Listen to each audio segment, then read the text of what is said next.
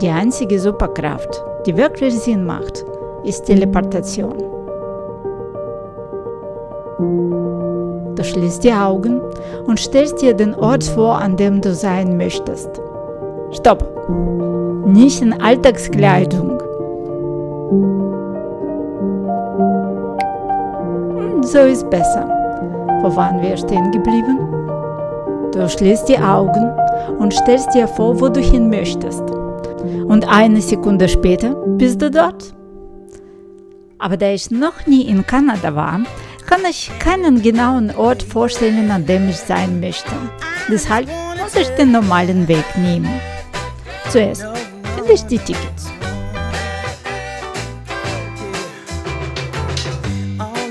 Dann packe ich meinen Koffer.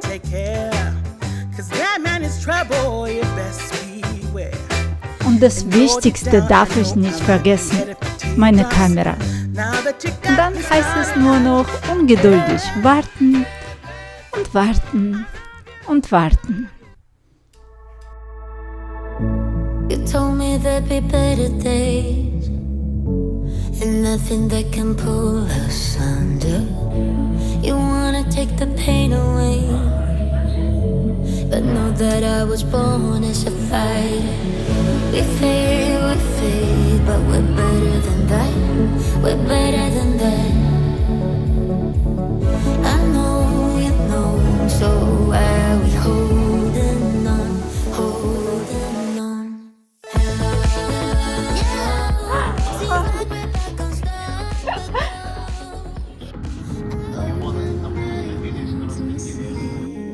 Der erste Tag in Kanada.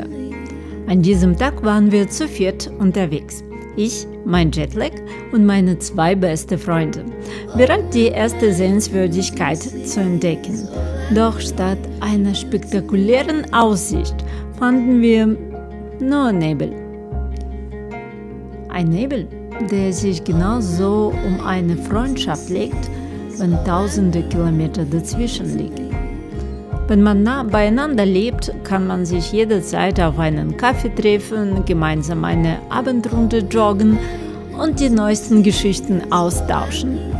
Doch wenn 6000 Kilometer zwischen euch liegen und keiner etwas dafür tut, zieht sich der gleiche Nebel auch über die Freundschaft. Nebel ist eher eine langweilige Sehenswürdigkeit. Also beschlossen wir, uns stattdessen in Oakville umzusehen, einem kleinen Städtchen in der Nähe. Kaum angekommen, hatte ich das Gefühl, mitten in einer Serie gelandet zu sein, so wie in Gilmore Girls. Die ganze Stadt versprühte diesen typischen Stars-Hollow-Charme. Natürlich konnte ich nicht anders, als mich für einen Moment wie die Hauptfigur dieser Serie zu fühlen.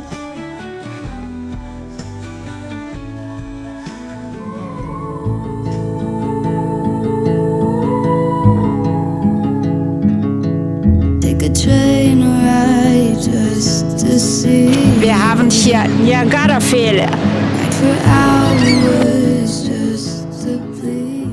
Wie könnte eine Kanada-Reise vollständig sein, ohne die Niagara-Fälle gesehen zu haben? Genau, gar nicht. Deshalb haben wir uns natürlich früh morgens auf den Weg gemacht, um noch vor Touristenmassen dort zu sein, denn mit meinen 1,65 Meter Körpergröße müsste ich sonst wahrscheinlich hüpfen, um überhaupt etwas zu sehen. Ich stehe also an den Niagara-Fällen und mein erster Gedanke ist, bloß nicht die Kamera ins Wasser fallen lassen. Der zweite, das muss ich unbedingt mit meinen Freunden teilen. Und wie gut, dass sie jetzt gerade neben mir stehen. Mal ehrlich, solche Erlebnisse kann man einfach nicht alleine durchleben. Diese Kraft, das Dröhnen des Wassers, die feinen Tropfen, die sich in Nebel verwandeln, das ist ein Eindruck, der unter die Haut geht. Freundschaft auf Distanz funktioniert genauso.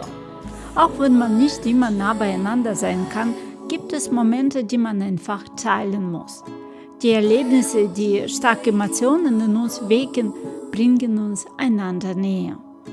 Aber wenn ein Freund in genau diesem Moment direkt neben dir steht und diese Emotionen mit dir teilt, dann ist es wirklich das Beste, was es gibt.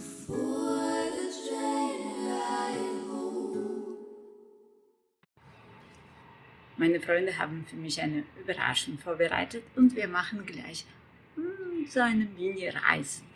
Seit meiner Kindheit liebe ich Überraschungen. Vielleicht, weil mir nie jemand eine gemacht hat. Aber das hindert einen nicht daran, etwas zu mögen oder eben nicht. Mich jedenfalls nicht. Nach 3 Stunden beschlossen wir, eine Pause einzulegen. Unser erster Stopp für einen Spaziergang und eine Mahlzeit war Kingston. Wir spazierten am Ufer entlang, erkundeten die Innenstadt und natürlich dürfte gutes Essen nicht fehlen. Man sagt ja, satt ist man nicht nur zufriedener, sondern auch freundlicher. Bei mir trifft das definitiv zu. Das ist übrigens eine weitere Regel der Freundschaft mit mir. Vergiss nicht, mich mit Essen zu versorgen. Wenn 6000 Kilometer, verschiedene Zeitzonen, ein Ozean und 1000 alltägliche Verpflichtungen zwischen dir und deinen Freunden stehen, gibt es nichts Besseres als ein kleines Häuschen am See. Die Überraschung war einfach wundervoll. Doch was wirklich unvergesslich bleibt, sind diese Momente. Gespräche, gemeinsames Lachen, Witze, all das, was einem so sehr fehlen wird, sobald man wieder zu Hause ist. Freunde, ich habe euch so unendlich lieb.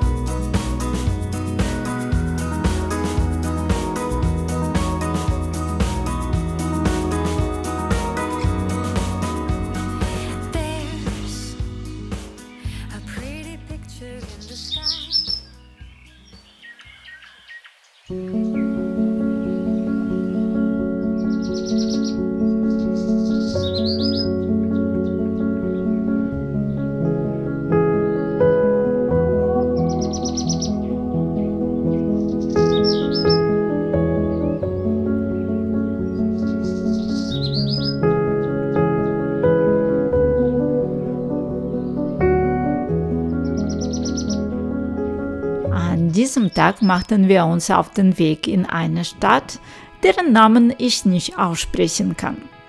Während sich meine Freunde bei einem Kaffee entspannt haben, spazierte ich die Promenade entlang und versuchte vergeblich, den Namen der Stadt auszusprechen. Nicht wirklich. Ich habe mich nur ein bisschen umgeschaut. Nach der Kaffeepause machten wir uns erneut auf den Weg durch die Stadt, deren Namen ich immer noch nicht richtig aussprechen kann. Der Ort war unglaublich charmant und gemütlich. Wir spazierten durch die Straßen, schauten uns eine Kirche an und stöberten in kleinen Läden voller seltsamer Dinge.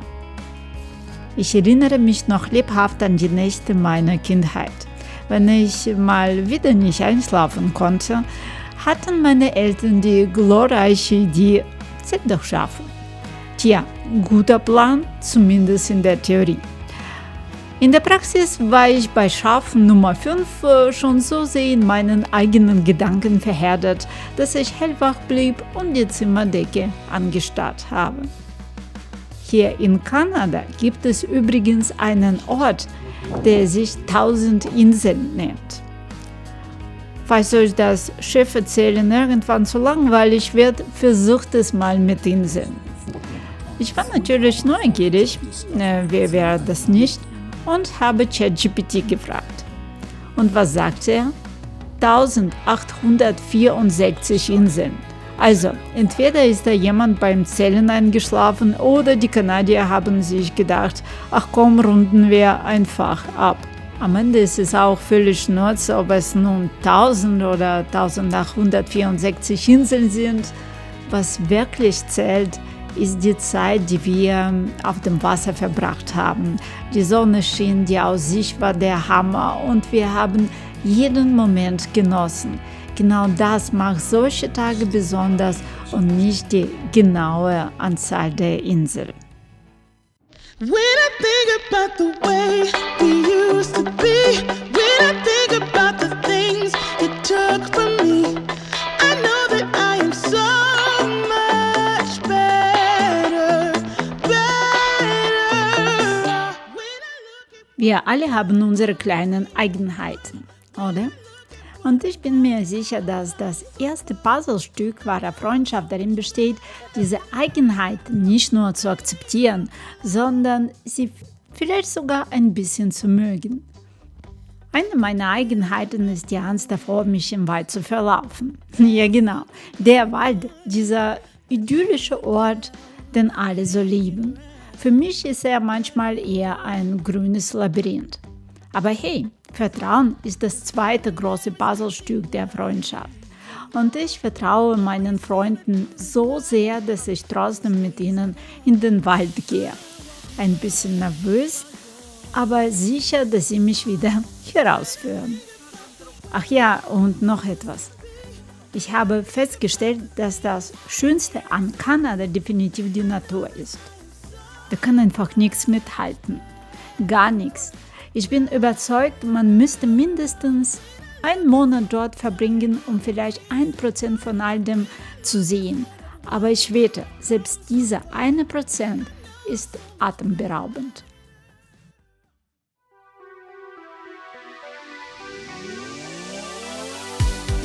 Vorletzter Tag in Kanada. Wir beschlossen, in Toronto zu verbringen und machten uns mit dem Zug auf den Weg dorthin. Ganz ehrlich, Zugfahren in einem anderen Land ist für sich schon ein kleines Abenteuer. Aus irgendeinem Grund fühlt sich alles ein bisschen anders als zu Hause. Selbst das Ticket kaufen wird spannender und jeder Bahnhofsteig scheint plötzlich eine Sehenswürdigkeit zu sein.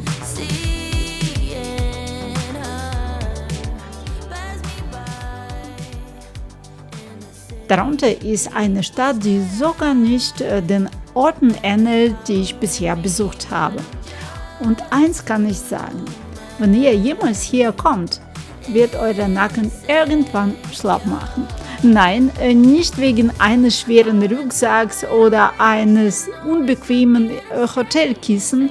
Man erwischt sich einfach dabei, ständig nach oben zu schauen. Wolkenkratzer reihen sich aneinander und es ist fast unmöglich, den Blick nicht in die Höhe zu richten.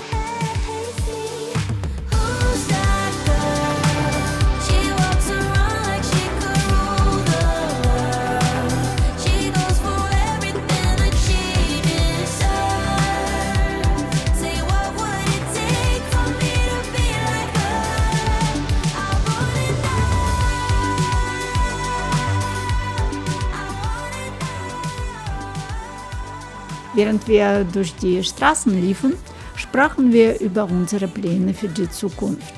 Und genau in diesem Moment kam mir ein weiteres wichtiges Prinzip der Freundschaft auf Distanz in den Sinn. Verabredet euch zu solchen Treffen, selbst wenn das nächste erst in einem Jahr stattfindet. Ein ganzes Jahr voller Vorfreude liegt dann vor euch. Die Aussicht auf etwas Schönes kann das Vergnügen für Monate strecken und jedem Tag ein kleines bisschen mehr Freude verleihen. Es ist, als hätte man eine kleine Taschenlampe dabei, die auch die grausten Alltagstage ein wenig heller macht.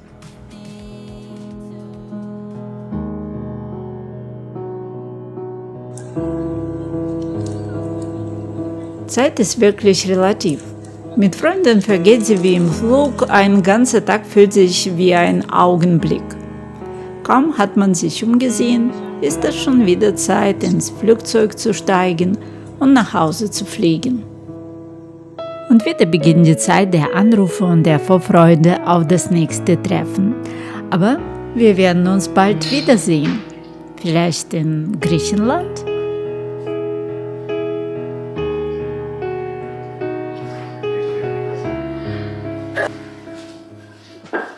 Aber bis dahin muss ich mich irgendwie beschäftigen.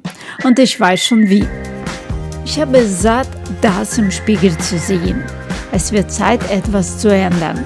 Morgen startet meine neue Challenge, die 30 Tage dauern wird. So, alles ist vorbereitet und in der nächsten Folge erzähle ich mehr und zeige euch alles. Abonniere meinen Kanal, damit du die nächste Folge nicht verpasst und bis dahin kannst du dir anschauen, was bisher geschah.